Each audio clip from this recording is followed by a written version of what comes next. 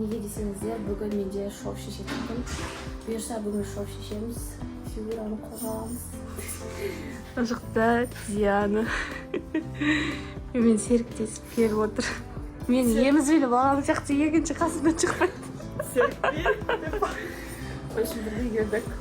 Бүгін пока мама балаға қарап жатқанда біраз тірліктерді тұрғайын жатырмын. Біз деген поликлиникадан шығып, тездетіп Есентайға келдік Дианамен. Қазір бір зат аламыз бір адамға. Мені киіндірем дейді. Ойбай, Диана. Ада, Гуччи қайсысы бар, сол киіндірем дейді. Қайсысын таңдасам екен десе? Қазір Кадиллак әперем ба деп ойлаймын.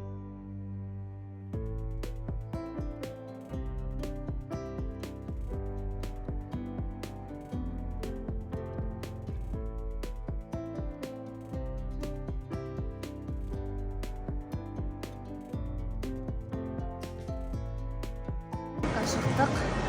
Мына жақта Диана мамасымен мамаларымызға сыйлық жасайын деп жатырмыз.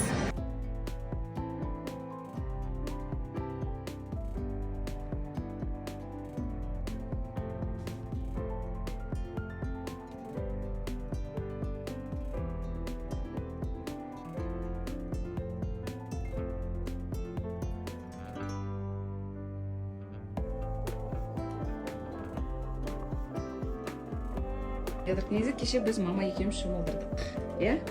Бірінші мама немен шомылдырдық?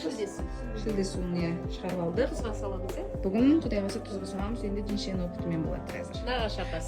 Қанша ұл қызыңыз бар? Жеңше? 2 қыз 4 ұл бар, құдайға шүкір. Кішкентайы. Аллаға шүкір. Сол, балам үшін тамыз кәсі. Жоным мен жатыр аяқта. Қалайсыздар, сториске шықпай кеткенсің. Мамский өмір басталды деген осы екен ғой. Өзімнің чувстваммен кейін бөлсем, бірақ енді мына сезім ерекше.